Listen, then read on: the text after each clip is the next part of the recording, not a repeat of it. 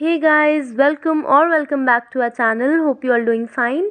So today's chapter is the structure of an atom. इस chapter में बहुत सारी डिटेल्स हैं, बहुत सारी माइन्यूट डिटेल्स हैं, बहुत सारी थ्योरी भी है, तो वो हम भूल जाते हैं। तो आज वो एक जगह पे सब कुछ कवर हो जाएगी और बहुत जल्दी से आपका ये चैप्टर बिल्कुल रिवाइज होके आपको याद भी हो जाएगा और सारे क्वेश्चंस भी आप सॉल्व कर लोगे, सारे formulas with all the questions. और इसके नेक्स्ट सेशन में हम इसकी क्वेश्चन प्रैक्टिस भी करेंगे। तो हम पढ़ने जा रहे हैं स्ट्रक्चर ऑफ एन एटम। अब ये एटम जो है ये आया कहाँ से? ये जो एटम वर्ड है वो आया कहाँ से? ये एटम जो वर्ड है ये एक वर्ड से आया है जो कि ग्रीक वर्ड है, उसका नाम है एटोमियो। एटोमियो से आया है। और एटोमियो मतलब क्या होता है? नॉन डिविजिबल या फिर नॉन ब्रेकेबल। ये वर्ड किसने दिया था? हमारा जे थॉमसन ने जो है अपने डाल्टन्स एटॉमिक थ्योरी दी थी। तो ये एटम वाला वर्ड किसने दिया था? हमारा जे थॉमसन ने दिया था। इन्होंने कहा था that atom is non divisible. पर क्या आज की डेट में हम ये कहेंगे atom is non divisible? No, atom is divisible. Why? Because it is divisible into sub particles, that is protons, neutrons and electrons. That is very basic thing which we all know since class 8th।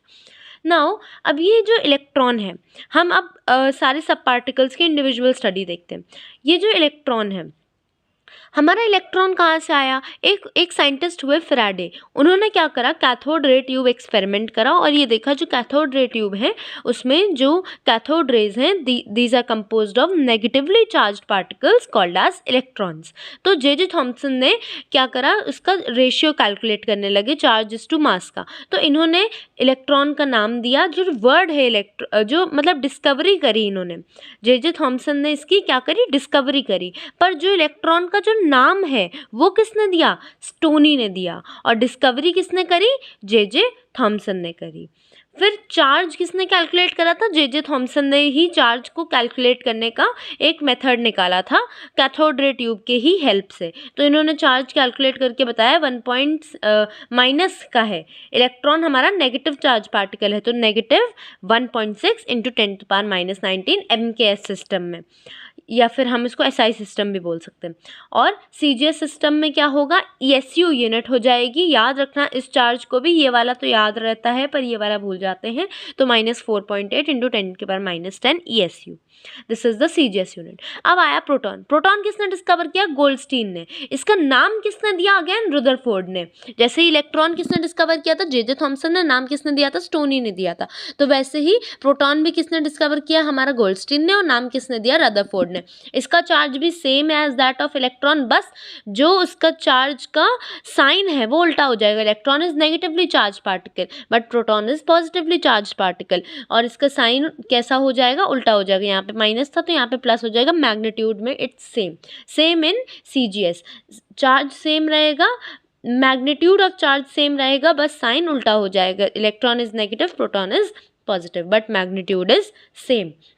Neutron आया। Neutron किसने दिया था? James Chadwick ने दिया था। किसने दिया था? जेम्स चैडविक ने दिया था। और इसका जो नाम है वो भी जेम्स चैडविक ने दिया था। इसको डिस्कवर भी उन्होंने किया, इसका नाम भी उन्होंने दिया। इलेक्ट्रॉन को किसने डिस्कवर किया? जे थॉमसन ने। नाम किसने दिया? स्टोनी ने दिया। प्रोटॉन को किसने डिस्कवर किया? गोल्डस्टीन ने डिस्कवर किया।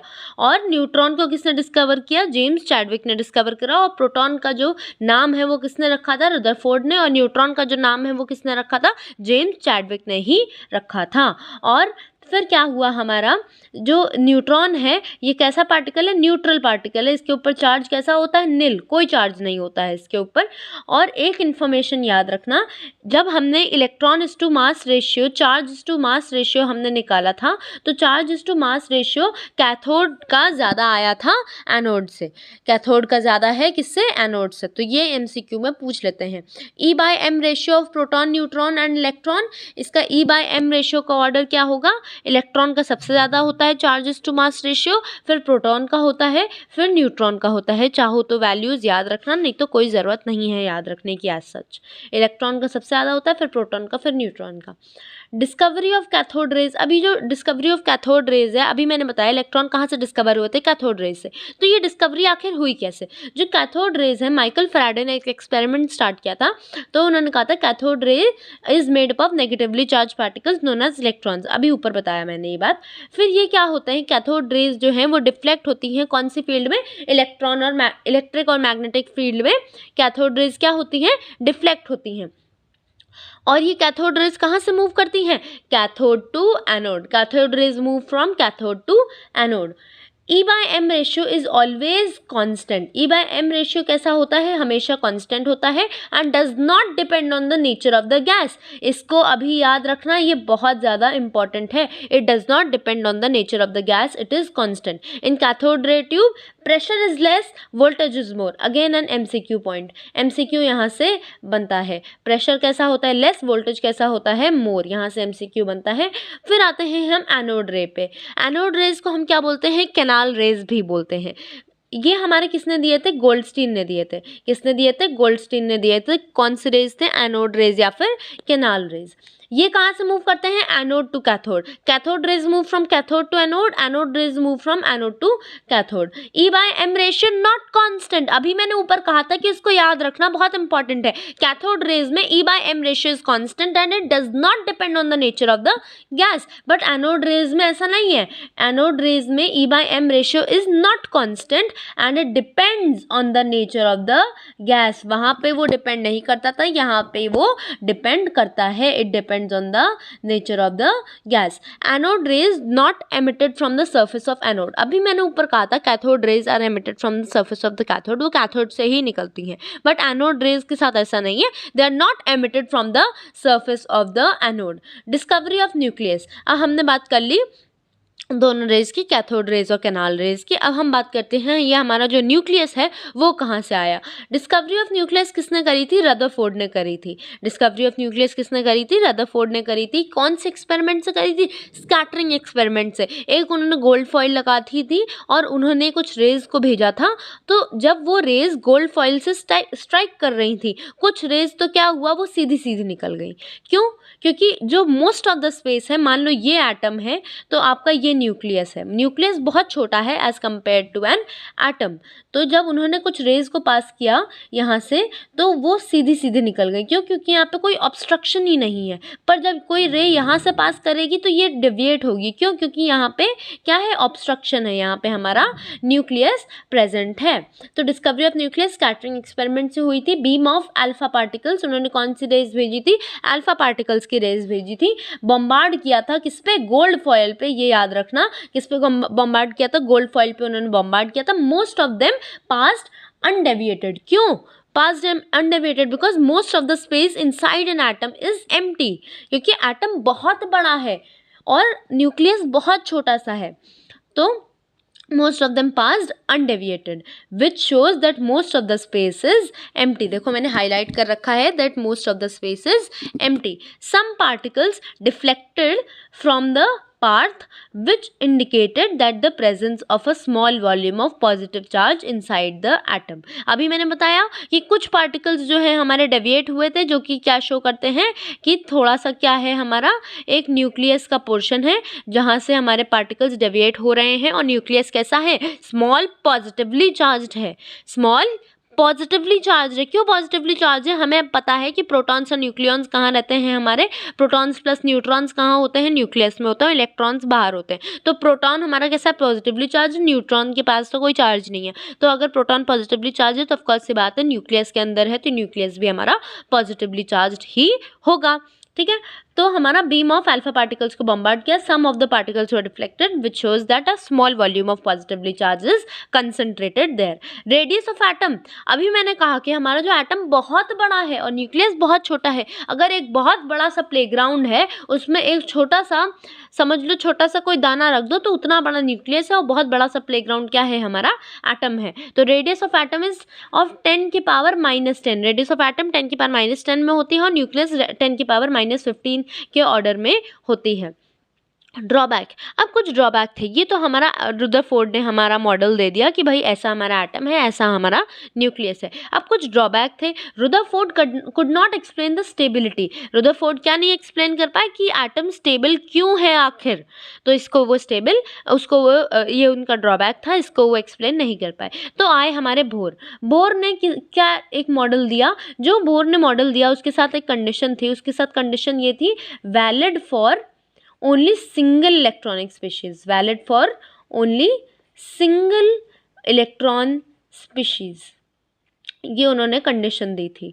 तो इन्होंने क्या कहा, electrons revolve in circular orbit round the nucleus. ये बात आज हम सब जानते हैं, ये हमारा न्यूक्लियस है और ये हमारा, मान लो एटम के बहुत सारे शेल्स हैं, तो जो हमारा इलेक्ट्रॉन है वो न्यूक्लियस के चारों ओर चक्कर लगा रहा है, किसमें, सर्कुलर ऑर्बिट में, जिसको हम ऑर्बिट बोलते हैं। उसके साथ उसकी जो शेल है उसको हम ऑर्बिट बोलते हैं, उसके चारों ओर वो चक्कर लगाता रहता है, वो रिवॉल्व करता रहता है। And energy is quantized, again important, energy is quantized called the orbits और शेल्स। ऑर्बिट्स और शेल्स में वो चक्कर लगाता है और एनर्जी कैसी है, क्वांटाइज्ड है। When an electron jumps from one orbit to another, मान लो यहाँ पे इलेक्ट्रॉन है, ये या इसके बाहर वाली ऑर्बिट में जंप कर रहा है, now the electron is jumping to another, then also the energy is quantized. Energy क्या रहेगी, क्वांटाइज्ड रहेगी। जब इलेक्ट्रॉन जंप करेगा तब भी कैसी रहेगी, एनर्जी क्वांटाइज्ड रहेगी। उसका जो है इन्होंने एक्सप्रेशन दिया, वो एक्सप्रेशन आज हम सब जानते हैं, जो कि बहुत कॉमन है, E is equals to hc upon lambda. ठीक है, जो इलेक्ट्रॉन, जो एनर्जी है ऑफ इलेक्ट्रॉन, मान लो ये हमारा न्यूक्लियस है, ये हमारी बहुत सारी शेल्स हैं एक एटम में, ये हमारी बहुत सारी क्या हैं, शेल्स हैं। तो इसमें जो है क्या है, एनर्जी ऑफ इलेक्ट्रॉन, यहाँ पे एक इलेक्ट्रॉन है, यहाँ पे इलेक्ट्रॉन है, यहाँ पे इलेक्ट्रॉन है, तो सबके एनर्जी का ऑर्डर बताओ। इस इलेक्ट्रॉन की एनर्जी कितनी होगी, 1 इलेक्ट्रॉन, 2 इलेक्ट्रॉन, 3 इलेक्ट्रॉन। तो एनर्जी ऑफ जो इलेक्ट्रॉन है it is directly proportional to the distance from the nucleus. बहुत इंपॉर्टेंट पॉइंट है, इससे क्वेश्चन बनते हैं, MCQ बनते हैं। Electron, energy of electron is directly proportional to the distance, तो इसका मतलब क्या है, E3 सबसे ज़्यादा होगी, फिर E2, फिर E1। वही ऑर्डर मैंने यहाँ लिखा है, E4 सबसे ज़्यादा, E3 सबसे उससे कम, E2, फिर E1 लास्ट में।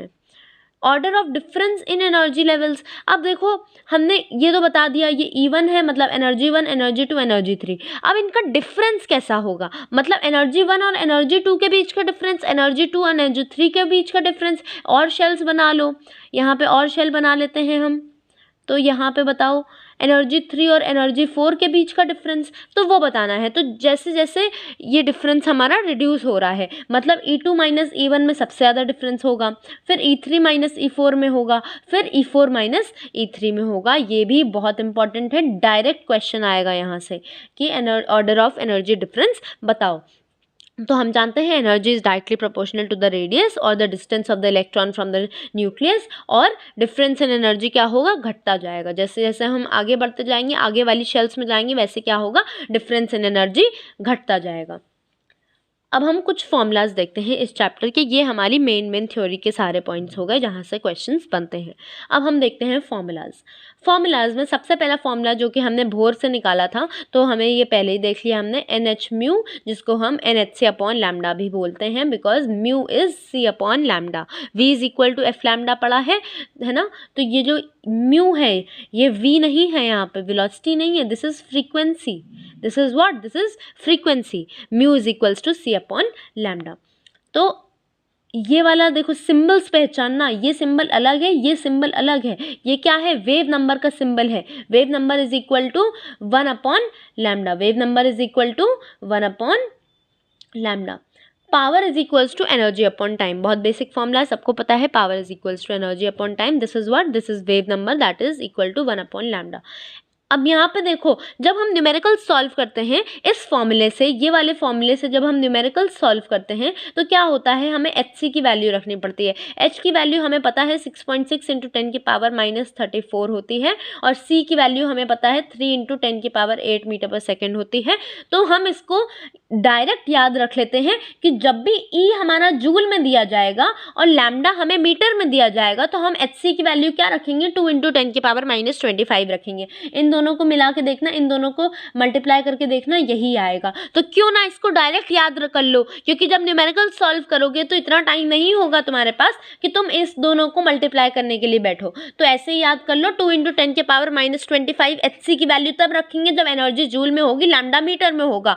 और 12400 ऐसे याद रखा करो, 12400 12400 हम तब रखेंगे जब एनर्जी हमारी इलेक्ट्रॉन वोल्ट में होगी और लैम्डा हमारा एंगस्ट्रॉम में होगा। तो इसकी वैल्यू याद रख लो। फिर आता है हमारा photo electronic effect. Photo electronic effect का जो हमारा एक्सप्रेशन था वो क्या था, energy is equals to work function plus kinetic energy. Energy is equals to work function plus kinetic energy. इस वर्क फंक्शन को हम थ्रेशोल्ड एनर्जी भी बोल सकते हैं। थ्रेशोल्ड मतलब क्या होता है, जो कि मिनिमम एनर्जी होती है। थ्रेशोल्ड मीन्स मिनिमम, जो चीज़ हमें मिनिमम देनी ही देनी है, मतलब अगर इससे कम दोगे तो फोटो इलेक्ट्रॉनिक एमिशन नहीं होगा। तो ये बहुत इंपॉर्टेंट फॉर्मूला है, इसको याद रखना। फिर आता है हमारा दूसरा फॉर्मूला, वो क्या है, 1/λ is equals to RZ², 1/n1 का स्क्वायर माइनस 1/n2 का स्क्वायर। n1 n2 क्या है, हमारी ऑर्बिट्स हैं, first orbit, second orbit, third orbit. तो 1/λ, इसी 1/λ को हम क्या बोलते थे, वेव नंबर। अगर याद हो अभी ऊपर लिखा था, wave number is equals to 1/λ is equals to RZ²। R क्या है, रिडबर्ग्स कांस्टेंट। Z क्या है, एटॉमिक नंबर। रिडबर्ग्स कांस्टेंट की वैल्यू कितनी होगी, 109677 पर सेंटीमीटर। ठीक है, अब देखो 109677 प्लस पर सेंटीमीटर तो रिडबर्ग्स कांस्टेंट की वैल्यू होती है, पर जब तुम न्यूमेरिकल सॉल्व करोगे तो तुम्हें लैम्डा की वैल्यू पूछेगा, और लैम्डा की वैल्यू पूछेगा तो तुम्हें इसको रिवर्स करना पड़ेगा। तो अगर लैम्डा को रिवर्स करोगे तो lambda is equals to 1/RZ² हो जाएगा, उल्टा हो जाएगा। यहाँ पे तुम उल्टा करोगे, अगर इस लैम्डा को अगर रिवर्स करोगे, रेसिप्रोकेट करोगे, तो ये भी रेसिप्रोकेट हो जाएगा। तो 1/r की वैल्यू याद रखना, क्वेश्चंस में बहुत काम आएगी। 1/r की वैल्यू 912 एंगस्ट्रॉम है। r की वैल्यू क्या है, 109677 पर सेंटीमीटर, लेकिन 1/r की वैल्यू कितनी है, 912 एंगस्ट्रॉम। हमने इसको सेंटीमीटर में पढ़ा, इसको एंगस्ट्रॉम में पढ़ा, क्योंकि ज़्यादातर क्वेश्चंस में ऐसे ही पूछा जाता है, ज़्यादातर क्वेश्चंस में आपको एंगस्ट्रॉम में ही मिलेगा। ठीक है, और 1/r को एंगस्ट्रॉम को अगर नैनोमीटर में कन्वर्ट करो, angstrom is equals to how many metre, 10 की power 1 angstrom is equals to 10 की पावर -10 मीटर। और 1 मीटर को अगर नैनोमीटर में अगर आपको कन्वर्ट करना हो तो कितना हो जाएगा, मीटर इज इक्वल्स टू 10 की power -9 nanometre. So 1 metre is equals to 10 की पावर -9 नैनोमीटर। ये होगा हमारे कन्वर्जन। तो कन्वर्जन बहुत इंपॉर्टेंट है, बहुत बहुत बहुत इंपॉर्टेंट है इस चैप्टर में। अगर आपको कन्वर्जन नहीं आता है, आपको कितना भी फॉर्मूला याद हो, आपका क्वेश्चन गलत होगा ही होगा। ठीक है, तो लैम्डा इज इक्वल, लैम्डा को अभी हमने देखा, ये लैम्डा यहाँ पर है और n² हमारा यहाँ पर है, तो हमने यहाँ से एक रिलेशन निकाला that lambda is directly proportional to n²। Important, lambda is directly proportional to n²। अब हमारी कुछ सीरीज होती हैं जो कि हमारी स्पेक्ट्रम की सीरीज होती हैं, Lyman, Balmer, Paschen, Bracket, Humphrey. इनको ऑर्डर में ही याद रखना, Lyman, Balmer, Paschen, Bracket, हम्फरी।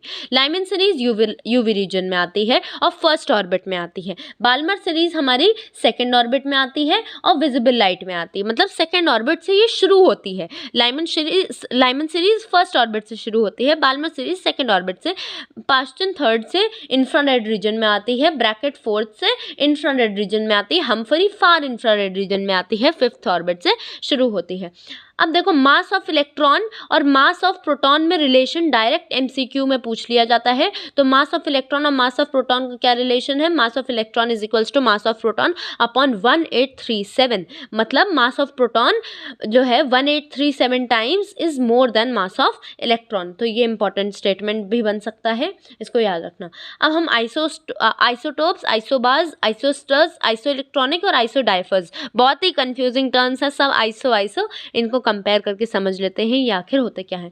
Isotopes क्या होते हैं, आइसोटोप्स वो होते हैं जिनका एटॉमिक नंबर सेम हो पर मास नंबर डिफरेंट हो, जैसे कि हाइड्रोजन के 3 isotopes, protium, deuterium and tritium, जिसका देखो एटॉमिक नंबर सबका 1 है पर मास नंबर क्या है, अलग अलग है, 1 2 3 is the mass number. Isobars क्या होते हैं, आइसोबार को ऐसे पढ़ा करो, आइसोभार, भार मतलब क्या होता है, वेट, तो वेट मतलब mass, that is same mass number and different atomic number. तो आइसोटोप्स और आइसोबार्स में कभी कंफ्यूजन नहीं होगा। आइसोबार्स का क्या होता है, सेम मास नंबर होता है, आइसोटोप्स का क्या होता है, सेम एटॉमिक नंबर होता है।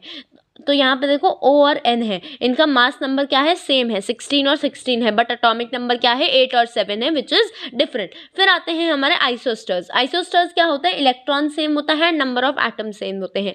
याद रखना जब इसका एग्जाम्पल आएगा तो तुम देखोगे इलेक्ट्रॉन तो सेम दिख रहे हैं यार, तो यही आइसोस्टर्स होंगे। पर इलेक्ट्रॉन के साथ साथ ये भी चेक करना कि नंबर ऑफ एटम भी सेम होने चाहिए, इलेक्ट्रॉन के साथ साथ नंबर ऑफ एटम भी सेम होने चाहिए। मतलब अगर H2 का मॉलिक्यूल है तो दूसरा भी मॉलिक्यूल में 2 ही एटम होने चाहिए उसके। आइसो इलेक्ट्रॉनिक सब जानते हैं, आइसो इलेक्ट्रॉनिक मतलब सेम नंबर ऑफ इलेक्ट्रॉन, ठीक है। Iso diapers, proton minus neutron का जो रेशियो होता है वो सेम होता है, प्रोटॉन माइनस न्यूट्रॉन का जो रेशियो होता है वो क्या होता है, सेम होता है for 2 atoms. Total number of spectral lines, again a second formula. जो दूसरा फॉर्मूला ये है कि जब क्वेश्चन में पूछ लेते हैं कि स्पेक्ट्रल लाइंस निकालो, तो इस चैप्टर के मैंने सारे फॉर्मूलाज लाइन से लिख दिए हैं। नंबर ऑफ स्पेक्ट्रल लाइंस को आप कैसे निकालोगे, n2 माइनस n1 और दूसरे ब्रैकेट में मल्टीप्लाई करके n2 minus n1 plus 1 upon 2। तो ये है हमारा किसका formula, total number of spectral lines का। अब कभी कभार क्वेश्चन में दे देता है इंडिविजुअल स्पेक्ट्रल लाइंस, मान लो बाल्मर सीरीज की आपको स्पेक्ट्रल लाइन कैलकुलेट करनी, तो आप कैसे करोगे, number of spectral lines in individual series n2 minus n1 कर दोगे डायरेक्ट। n2 माइनस n1 क्या है, n2 is the last orbit and n1 is the first orbit. तो ये हमारी क्या है, ऑर्बिट्स है। तो इंडिविजुअल सीरीज में n2 minus n1, total number of spectral lines n2 minus n1 bracket n2 minus n1 plus 1 upon 2, ठीक है। विच लाइन ऑफ सीरीज, अब कहते हैं कभी कभी तुम्हें ट्रांजिशन बता देगा कि मान लो 5 से सेकंड नंबर पे आ रहे, 5th ऑर्बिट से इलेक्ट्रॉन सेकंड ऑर्बिट पे जंप कर रहा है, तो ये बताओ ये कौन सी लाइन होगी इस सीरीज की, कौन सी लाइन होगी बाल्मर सीरीज की। तो तुम कैसे निकालोगे, n2 is equals to n1 plus l, इसको याद रखना, n2 is equal to n1 plus l। तो इसका एग्जाम्पल भी दिया है मैंने, if electron comes from n is equal to 6 to n is equal to 2 then which line of the series. तो n इज इक्वल टू 6 मतलब n2 को 6 रखा, n1 को हमने क्या रखा, 2 रखा, और प्लस l निकाला है हमें line of series, 6 minus 2 is 4th, then this is the 4th line of Balmer series. Balmer series कैसे लिखा हमने, क्योंकि सेकंड ऑर्बिट पे आ रहा था। अभी मैंने ऊपर बताया था लाइमन फर्स्ट, बाल्मर सेकंड, ऐसे आगे सारे कंटिन्यू होंगे, Lyman, Balmer, Paschen, Brackett, Humphry.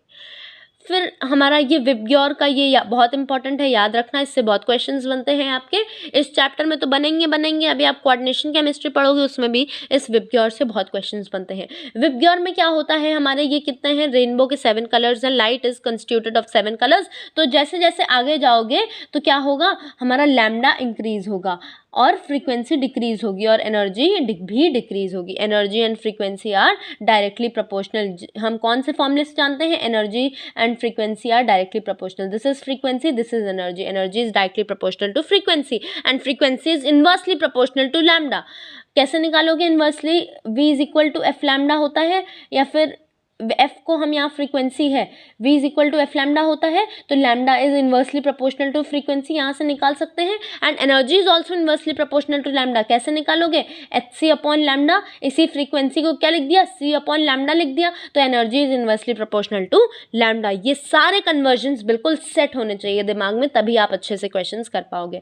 How to find the minimum and maximum lambda for the Lyman series या कोई भी सीरीज, ऐसे क्वेश्चन देगा कि मिनिमम वेवलेंथ बताओ या मैक्सिमम वेवलेंथ बताओ, शॉर्टेस्ट वेवलेंथ बताओ, लॉन्गेस्ट वेवलेंथ बताओ।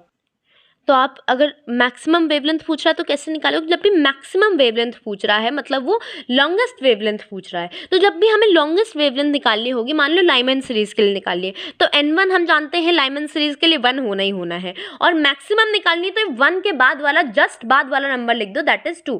अगर वो पूछे maximum wavelength for Balmer series बताओ, तो बाल्मर सीरीज के लिए कैसे बताओगे maximum wavelength, maximum wavelength Balmer series के लिए क्या हो जाएगी, बाल्मर किससे शुरू होती है, 2 से शुरू होती है, तो 1 अपॉन लैम्डा, इसका फॉर्मूला क्या हो जाएगा, 1 upon lambda R, Z square को 1 लेते हैं क्योंकि अभी हम हाइड्रोजन के लिए निकाल रहे हैं, तो जेड स्क्वायर को 1 ले लो, लिखने की जरूरत नहीं है। तो बाल्मर किससे शुरू होती है, 2 से शुरू होती है, तो 2 का स्क्वायर माइनस मैक्सिमम निकाल रहे, तो 2 के जस्ट बाद वाला नंबर 3 का square, this is for your Balmer series. ऐसे ही पास्टन, हम्फ्री, ब्रैकेट सबका निकाल सकते हैं। मिनिमम वेवलेंथ या फिर शॉर्टेस्ट वेवलेंथ के लिए क्या करोगे, 1 upon lambda is equal to R, Z square को 1 लिया हमने, 1 क्यों ले रहे हैं, क्योंकि बाय डिफॉल्ट अगर क्वेश्चन में मेंशन नहीं है कुछ भी तो हम हाइड्रोजन अज्यूम करके चलते हैं। अगर कुछ और मेंशन है, कोई और एटम मेंशन है, लिथियम, हीलियम तो हो ही नहीं सकता, बिकॉज बाल्मर सीरीज जो है आपकी सॉरी बोर मॉडल जो है वो सिंगल इलेक्ट्रॉनिक स्पीशीज़ के लिए, हीलियम में 2 इलेक्ट्रॉन्स आते हैं। तो मान लो लिथियम दे दिया उसने, तो लिथियम के लिए कैसे लिखोगे, Z लिथियम के लिए 3 होता है तो 3 का स्क्वायर करके 9 लिख दोगे। अभी हाइड्रोजन है, हाइड्रोजन के लिए हम 1 का स्क्वायर लिखेंगे विच इज़ 1, तो इसको लिखने की कोई ज़रूरत नहीं है। शॉर्टेस्ट वेवलेंथ के लिए क्या करोगे, 1 लिखोगे और जो सेकंड नंबर है उसको N2 की वैल्यू क्या रख दोगे, इन्फिनिटी रख दोगे। 1/इन्फिनिटी का स्क्वायर इज 0, तो इसका क्या हो जाएगा 1/λ इज इक्वल टू R।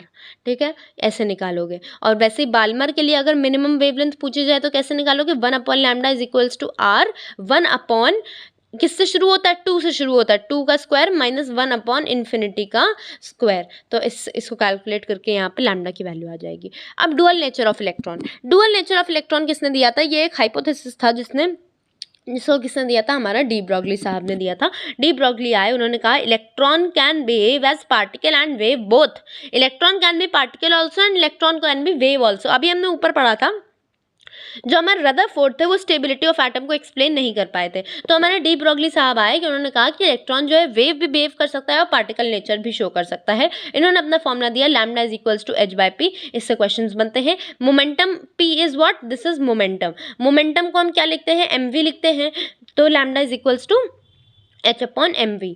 और मोमेंटम का दूसरा फॉर्मूला क्या होता है, momentum is equals to √2mke होता है काइनेटिक एनर्जी के टर्म्स में, तो इसको हम क्या लिख देंगे, lambda is equals to h/√2mke। और क्या फॉर्मूला होता है काइनेटिक एनर्जी को हम क्या लिख सकते हैं, Q∆V या फिर E∆V। E क्या है, यहाँ पे चार्ज है, E क्या है, चार्ज है, ∆V क्या है, हमारा पोटेंशियल है, तो lambda is equals to h/√2mE∆V। Correlation with Bohr, मतलब डी ब्रॉगली का रिलेशन निकाला हमने, किससे, बोर से निकाला, तो NH/2π जो हमने कहा था, बोर ने क्या कहा था कि एनर्जी इज ऑलवेज क्वांटाइज, जब इलेक्ट्रॉन जंप करेगा तो एनर्जी क्या होगा, क्वांटाइज्ड होगी, किस फॉर्म में, ऑर्बिट्स के फॉर्म में होगी।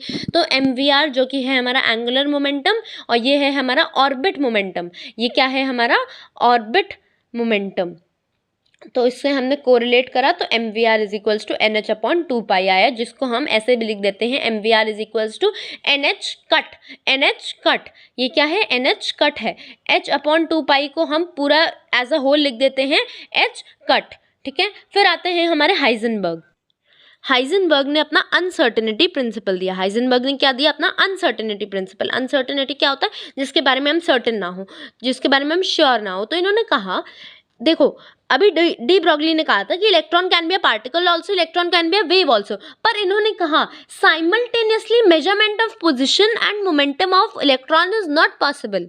मतलब अगर कोई एक पार्टिकल जा रहा है तो तुम उसका साइमल्टेनियसली ना पोजीशन और मोमेंटम को दोनों एक साथ नहीं बता सकते, तुम अलग अलग बता सकते हो। तुम ये बता सकते हो कि मोमेंटम क्या है, पोजीशन क्या है, पर अगर तुम्हें साइमल्टेनियसली बताना है, मतलब एक साथ बताना है, तो तुम नहीं बता सकते। इसी को कहते हैं uncertainty principle. So delta X, इन्होंने इसका एक्सप्रेशन दिया अपने अनसर्टेनिटी प्रिंसिपल का, delta X into delta P is greater than equal to H/4π। यहाँ पे याद रखना, यहाँ पे 4π है, यहाँ पे 2π है, इस पे बहुत कंफ्यूजन होता है।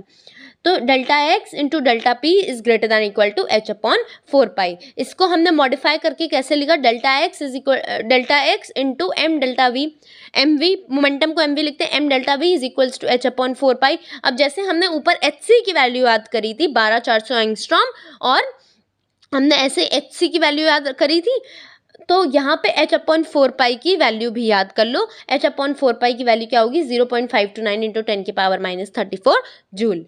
तो ऐसे क्वेश्चन सॉल्व करने में आसानी हो जाएगी, याद रखना, बहुत आसानी हो जाएगी ऐसे क्वेश्चन सॉल्व करने में। 0.529 इंटू 10⁻⁻34।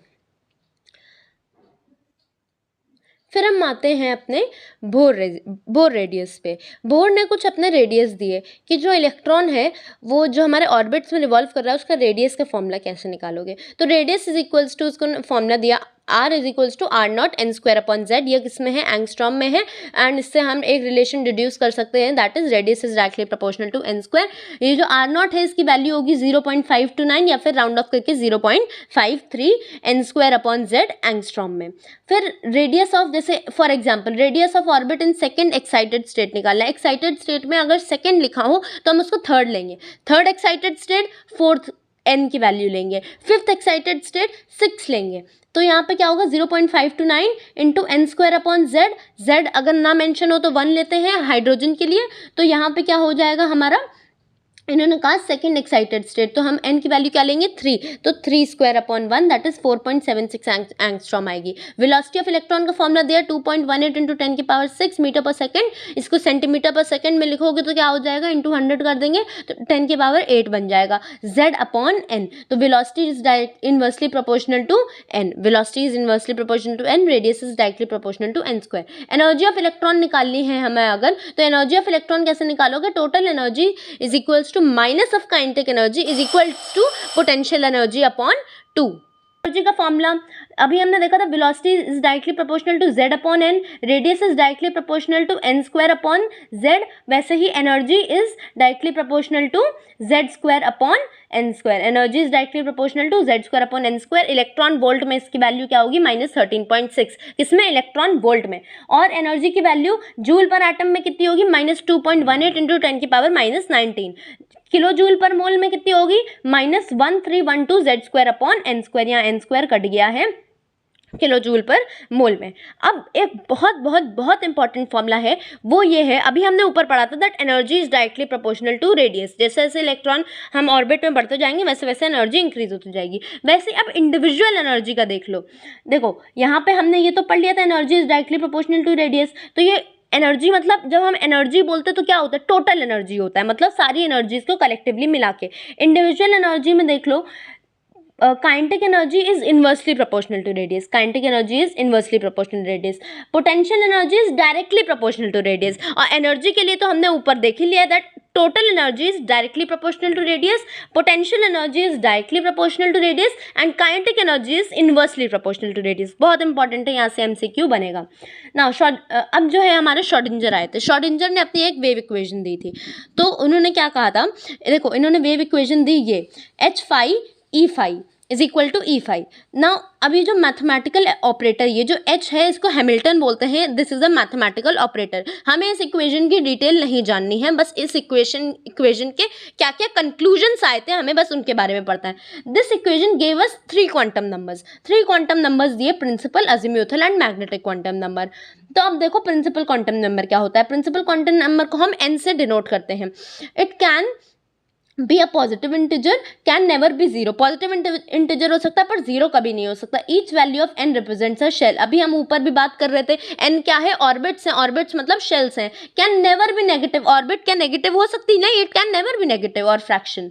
फिर अजीम्यूथल क्वांटम नंबर आता है जिसको हम एंगुलर क्वांटम नंबर या फिर सब्सिडरी क्वांटम नंबर भी बोलते हैं। ये हमें क्या करता है, उस ऑर्बिट का शेप बताता है। Now it defines the 3D shape of the orbital. क्या करता है, उसका 3D शेप बताता है हमें। Value of L can be 0 to n-1, very important. 0 से n-1 तक L की वैल्यू जाएगी। जब हम इसको क्वेश्चन की प्रैक्टिस करेंगे ये बहुत यूज होगा। क्वांटम नंबर के क्वेश्चंस बहुत कंफ्यूज करते हैं। L is equal to 0 to n-1 होता है। मान लो अगर n को 4 दिया है, हमने एक एग्जाम्पल भी दे दिया यहाँ पे, n को अगर 4 दिया है तो L की वैल्यू क्या होगी, 0 1 2 3। n अगर 4 दिया है तो L की वैल्यू 0 1 2 3 होगी। और 0 से क्या करस्पॉन्ड करता है, s आपकी s ऑर्बिटल। 1 से क्या करस्पॉन्ड करता है, p ऑर्बिटल। ऑर्बिटल के बारे में नहीं जानते तो पीरियोडिक टेबल वाला लेक्चर देखना, उसमें और भी बताया है मैंने, इसको क्लियर भी करा है।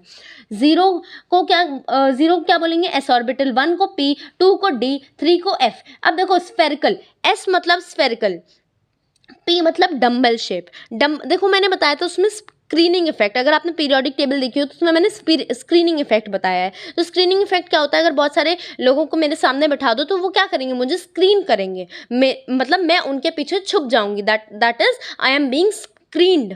तो एस कैसा होता है, स्फेरिकल होता है। तो मान लो यहाँ पे जो हमारा पहली ऑर्बिटल में जो हमारा इलेक्ट्रॉन है वो कैसी है, स्फेरिकल है। जो दूसरी है वो कैसी है, थोड़ी सी डम्बल शेप्ड है, जो डम्बल उठाते हैं ना जिम में, दैट इज डम्बल शेप्ड। और जो हमारी डी है वो कैसी है, डबल डम्बल शेप्ड। एफ है वो हमारी कैसी है, कॉम्प्लिकेटेड शेप की। तो ये है हमारे shapes of orbital. Magnetic quantum number की बात कर लेते हैं। इसकी वैल्यू कितनी होती है, -L2 + L होती है। L की वैल्यू कितनी होती है, 0 to n-1 होती है। वैसे m की वैल्यू कितनी होती है, -L2 + L। Orientation of electron बताता है। क्या बताता है magnetic quantum number, orientation of electron. For example L1 ले लिया तो -1 0 1 हो गया, -L2 + L इसकी वैल्यूज रेंज करती हैं। जीमन इफेक्ट और स्टार्क्स इफेक्ट क्या होते हैं, splitting of spectral lines in the electric field, that is Stark's effect, and splitting of spectral lines in the magnetic field is Zeeman's effect. तो ऐसे याद रख सकते हो, इलेक्ट्रिक से स्टार्क, स्पार्क बोलते हैं ना, इलेक्ट्रिक स्पार्क, तो वैसे याद रखो इलेक्ट्रिक से स्पार्क। ये क्वेश्चन डायरेक्ट पूछा जाता है एमसीक्यू में कि स्टार्क इफेक्ट और जीमन इफेक्ट किसको कहते हैं।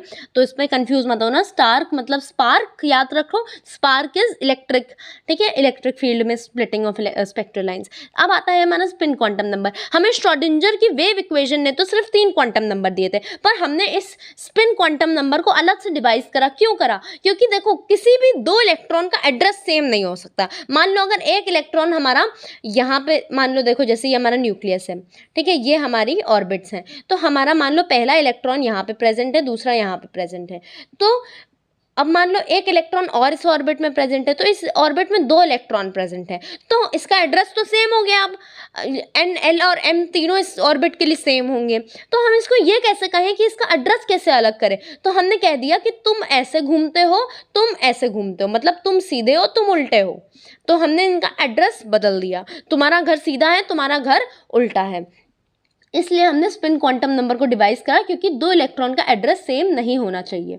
तो रिप्रेजेंटेड बाय S और MS। M के नीचे S लिख देते हैं सबस्क्रिप्ट में, तो उसको हम स्पिन क्वांटम नंबर से डिनोट करते हैं। इससे कंफ्यूज मत होना, this is not magnetic quantum number, this is spin quantum number. Magnetic quantum number को M से, स्पिन क्वांटम नंबर को ऐसे डिनोट करते हैं, और azimuthal quantum number that is L को ऐसे भी डिनोट करते हैं, ठीक है, या तो ऐसे डिनोट कर देते हैं स्पिन को, या फिर सीधे S लिख देते हैं, या फिर ऐसे यहाँ पे सीधे L लिख देते हैं। This is magnetic quantum number, this is spin quantum number, and this is azimuthal quantum number. Now ये this is not obtained by Schrodinger, very important. ऐसा पूछा जाएगा, which quantum number was not obtained by Schrodinger, that is spin quantum number. +½ और -½ होती है। To calculate orbital angular momentum, orbital angular momentum निकालना हो तो उसका फॉर्मूला क्या होता है, √L L+1 h/2π। अगेन यहाँ पे याद रखना 2π है, 4π नहीं है, 4π यहाँ पे नहीं है। और स्पिन एंगुलर मोमेंटम अगर हमें निकालना हो तो कैसे निकालोगे, h/2π √S+1। यहाँ पे L L+1 करा था क्योंकि ऑर्बिटल एंगुलर मोमेंटम निकाल रहे थे, यहाँ पे स्पिन वाला निकाल रहे, तो h/2π √S+1। Again important, h/2π है। एनर्जी ऑर्डर, मान लो हमें एनर्जी का ऑर्डर निकालना है सारी सबशेल्स में, तो एनर्जी का ऑर्डर मैंने वहाँ पे आपको दिखाया भी है। पीरियोडिक टेबल में कैसे लिखते हैं, S SP SPD, S SP SP SP SDP SDP SFDP SFDP, ऐसे ऑर्डर होता है उसका। तो वही ऑर्डर हमने एनर्जी के बेसिस पे देखा है। ये एनर्जी के बेसिस पे हम ऑर्डर हमने कैसे बनाया, हमने क्यों बोला कि S SP SP ऐसे क्यों आया हमारा, तो ये हमारा N+L रूल पे आया था, जो कि हमारे अब्बाओं ने दिया था। इन्होंने कहा था कि जो हमारे इलेक्ट्रॉन की फीलिंग होती है वो लो एनर्जी से हाई एनर्जी की तरफ होती है। तो देखो मान लो ये हमारे 4, हमने एक एग्जांपल दिया है, ये हमारे 4 हमें ऑर्बिटल्स दिए गए हैं, तो इनको हमें अरेंज करना है low energy to high energy. तो कैसे अरेंज करोगे, 6 + 0, S को अभी मैंने ऊपर बताया था, S के लिए क्या लिखते हैं, 0 लिखते हैं। SP D F 0 1 2 3, तो S के लिए क्या लिखोगे, 0 6 5 D के लिए क्या लिखेंगे, 5 + 2 7 4, F के लिए क्या लिखोगे, 4 + 3 7, 6 के लिए क्या लिखोगे, 6P के लिए क्या लिखोगे, 1, 6 + 1 7। अब तुम देखोगे 7 7 7 3 3 7 आ गए। अब इसमें कैसे डिसाइड करें, इसका ये तो हमें पता चल गया कि 6 वाले की एनर्जी सबसे कम होगी, तो 6S को सबसे लास्ट में लिख दो, क्योंकि 6 वाले की एनर्जी सबसे कम होगी, क्योंकि ये सबसे छोटा है, 6 is smaller than 7।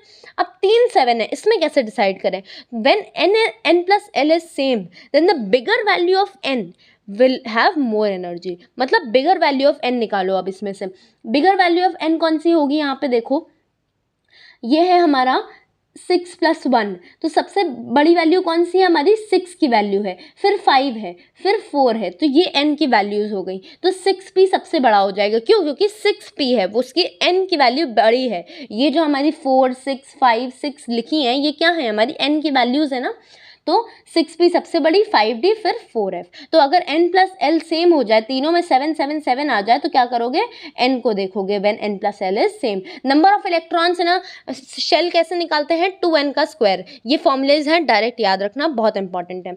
Number of orbital in a shell कैसे निकालोगे, n स्क्वायर से। Number of orbital in a sub shell कैसे निकालोगे, 2 l + 1 से। Number of electrons in a sub shell कैसे निकालोगे, 2 l + 1 से। टू फाइंड नोड्स, अब हमें नोड्स क्या होती है, नोड्स वो एरिया होता है, वो स्पेस होती है जहाँ पे इलेक्ट्रॉन की फाइंडिंग की प्रोबेबिलिटी 0 हो जाती है। Electron finding probability is 0 at the place of nodes. इसको याद रखना, एमसीक्यू में पूछते हैं, where electron finding probability is 0 at the nodes. तो दो टाइप की होती हैं, spherical node, radial node and angular node. Spherical node और रेडियल नोड एक ही बात होती है, एक ही टर्म है ये। इसको कैसे निकालते हैं, n - l - 1 से। एंगुलर नोड l से डिनोट होता है। और टोटल नोड को कैसे निकालोगे, इसको प्लस करके देख लो, n - l - 1 plus l cancel हो जाएगा, तो क्या बचेगा, n - 1। तो टोटल नोड कैसे निकालोगे, n - 1 से निकालोगे। अबवाव प्रिंसिपल आता है, अबवाव कहता है according to this filling of electron in sub shell takes place in increasing order of energy. अभी ऊपर बताया था इंक्रीजिंग ऑर्डर ऑफ एनर्जी कैसे निकालते हैं। पॉली एक्सक्लूजन प्रिंसिपल आए, इन्होंने कहा no two electrons can have the value of all 4 quantum number same. अभी मैंने कहा ना स्पिन क्वांटम नंबर क्यों डिवाइस करा गया, क्योंकि दो जो इलेक्ट्रॉन होंगे उनका एड्रेस सेम नहीं हो सकता, मतलब 4 क्वांटम नंबर उनके सेम नहीं हो सकते। ये किसने कहा था, पॉली ने कहा था। स्टेटमेंट याद रखना साइंटिस्ट के साथ, पॉली और हंट्स पे बहुत क्वेश्चन आते हैं। Important, this is important. इन्होंने कहा 4 क्वांटम नंबर सेम नहीं हो सकते दो इलेक्ट्रॉन के लिए। हंट्स रूल आए, इन्होंने कहा एप्लीकेबल व्हेन 2 और more degenerate orbitals are present. Degenerate orbitals क्या होती है, जिन दो ऑर्बिटल्स की एनर्जी सेम हो। मान लो p ऑर्बिटल है, तो p ऑर्बिटल में हम जानते हैं यहाँ पे 3 होती हैं, px, py और pz। d ऑर्बिटल में कितनी होती है, 5 होती हैं। तो ये क्या है, px, py, pz, these are degenerate orbitals. तो ये जो हंट्स रूल है वो s के लिए वैलिड नहीं होगा, क्योंकि s के पास कोई डीजेनरेट ऑर्बिटल्स नहीं है, s की एक ही ऑर्बिटल होती है बस, p की 3 है। तो ये it is valid when they have 2 or more degenerate orbitals। तो ये p d f के लिए वैलिड होगा, s के लिए hunts rule is not valid. तो डीजेनरेट ऑर्बिटल्स हैं यहाँ पे। Non applicable for H, He, Li, Be, B, very important. In elements के लिए it is not applicable, H, He, Li, Be, B के लिए इट इज़ नॉट एप्लीकेबल।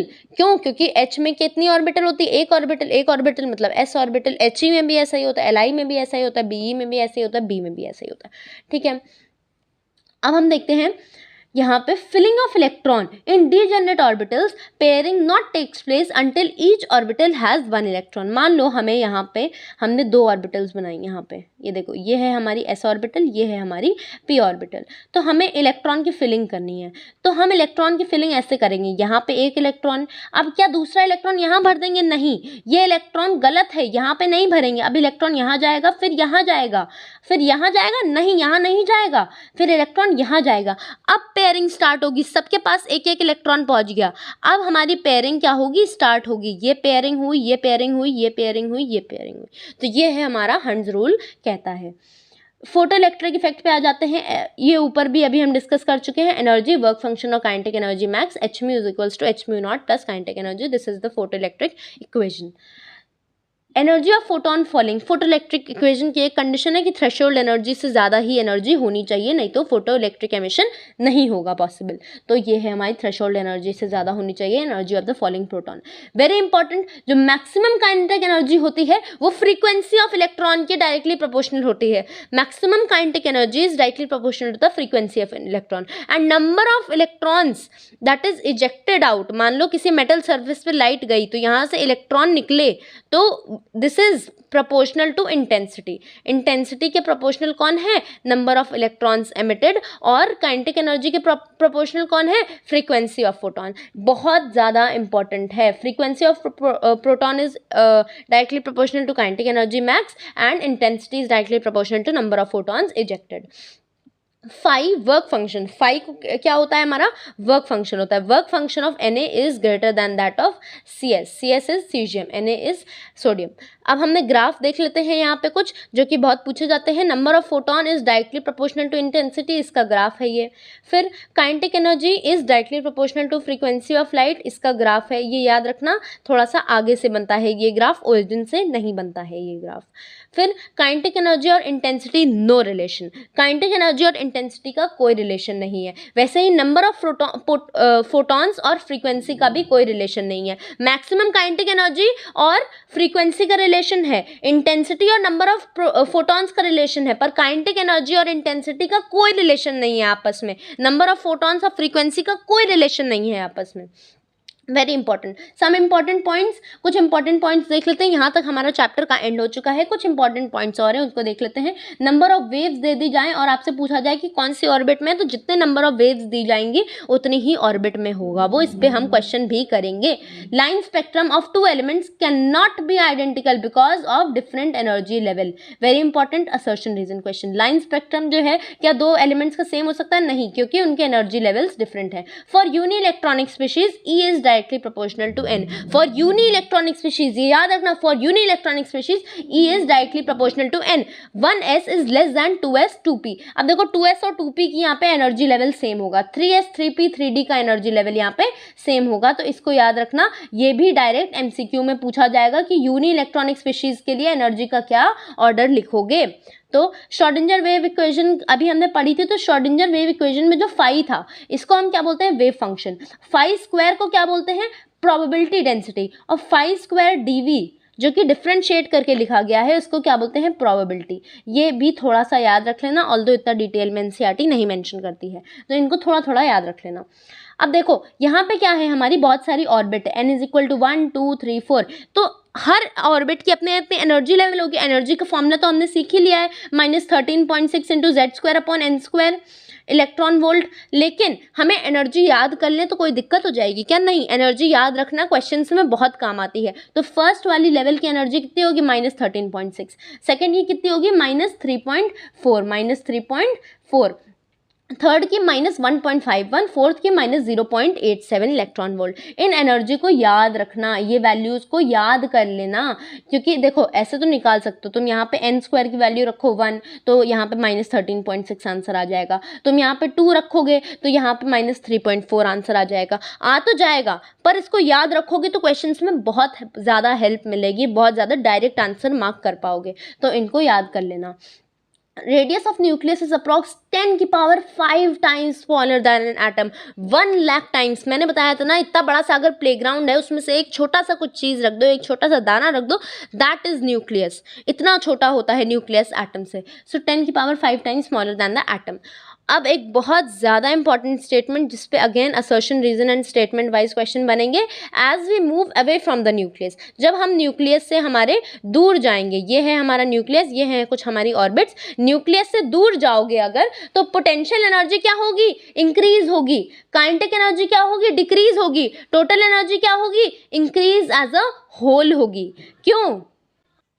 हमने अभी इसी चीज़ को ऊपर भी पढ़ा था। ऊपर हमने क्या पढ़ा था कि energy is directly proportional to radius, energy is directly proportional to radius, total energy directly proportional to radius, potential energy directly proportional to radius and kinetic energy is inversely proportional to radius. So as we move away from the nucleus the potential energy increases. Why? Because potential energy directly proportional to radius है, radius बढ़ रहा है, potential energy बढ़ेगी। Kinetic energy decreases. Why? Because kinetic energy is inversely proportional to radius. Total energy as a whole increases because total energy is directly proportional to radius.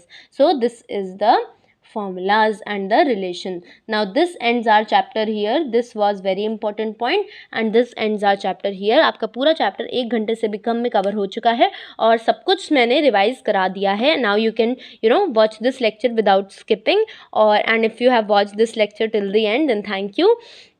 And the next chapter probably will be thermodynamics. और अगर तुम्हें इसके short notes चाहिए हो then do join my Telegram channel. The link is in the description box. I will also pin it in the comment section. Thank you and please like and subscribe the video and share it to your NEET aspirant friends. Thank you.